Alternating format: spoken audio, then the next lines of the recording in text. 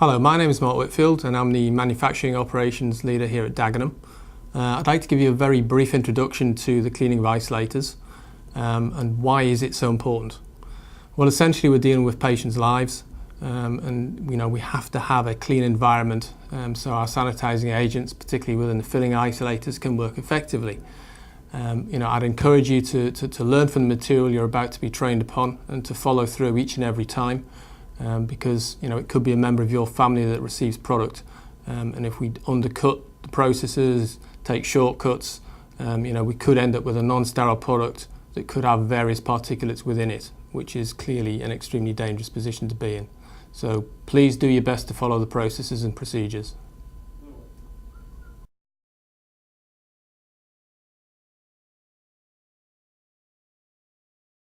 Isolators used in the filling process involve the autoclave isolators as well as the filling machine isolators.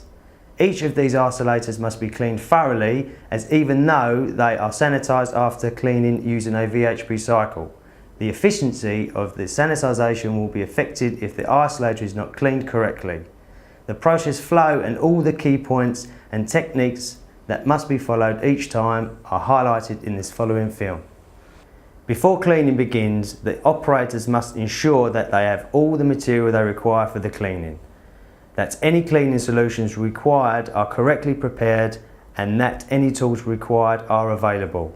Details of cleaning solutions and wipes will be covered within the SOP for the line. Gloves and a mask must be worn at all times during the cleaning process. The wearing of this PPE both protects the operator as well as reducing and stopping the operators from recontaminating the areas they are cleaning.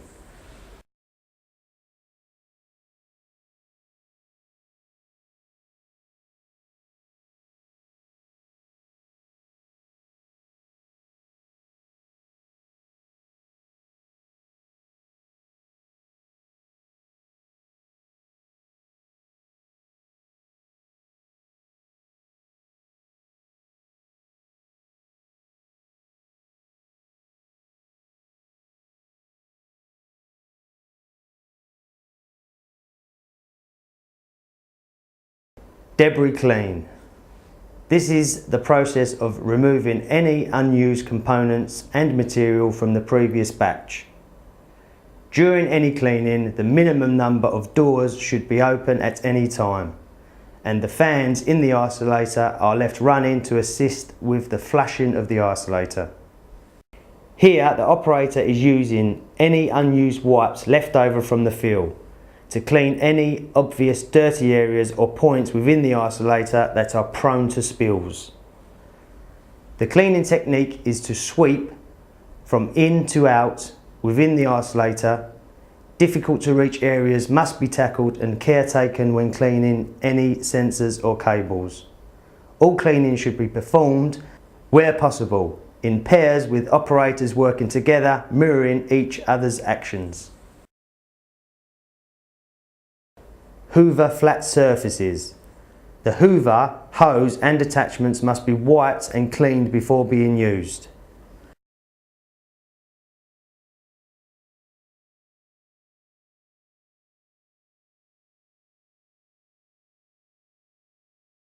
Flat surfaces within the isolator will be hoovered from inside to out.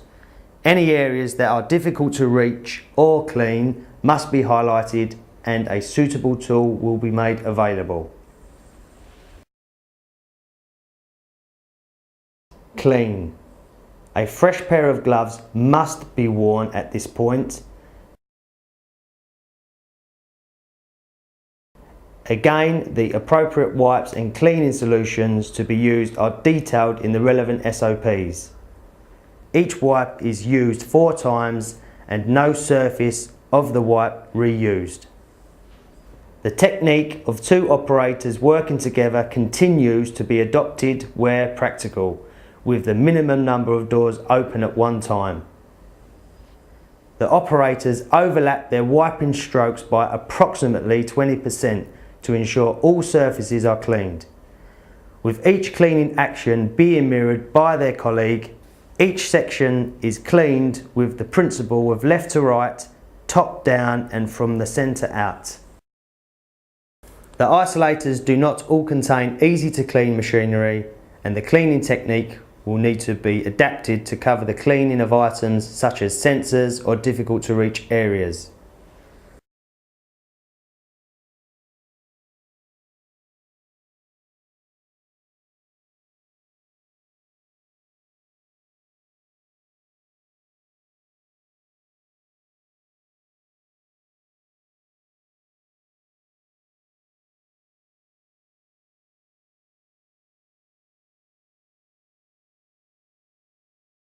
For each section, the doors and gloves are the last items to be cleaned before the door to that section is closed.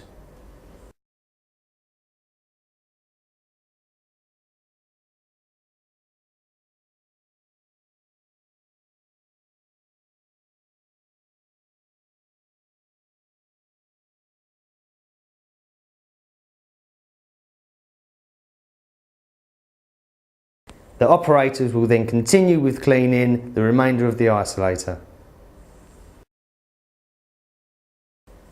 A visual check at the end of the cleaning process must be performed to ensure that no areas have been missed or that there is any smearing.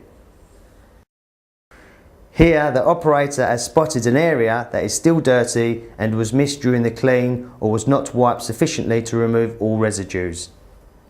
The training for each isolator will identify these hot spots, though it is imperative that the isolator is thoroughly checked to ensure that the isolator is cleaned prior to the VHP sanitisation cycle.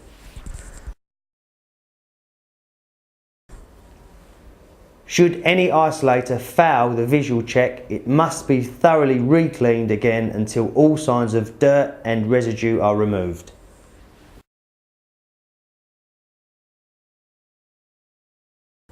Just prior to VHP, the IDC port doors need to have blanks inserted to allow for the VHP cycle to be performed, with the doors open, thus enabling all relevant surfaces to be sanitised.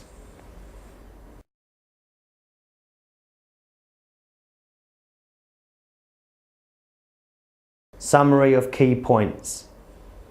Mask and gloves must be worn at all times during the cleaning process.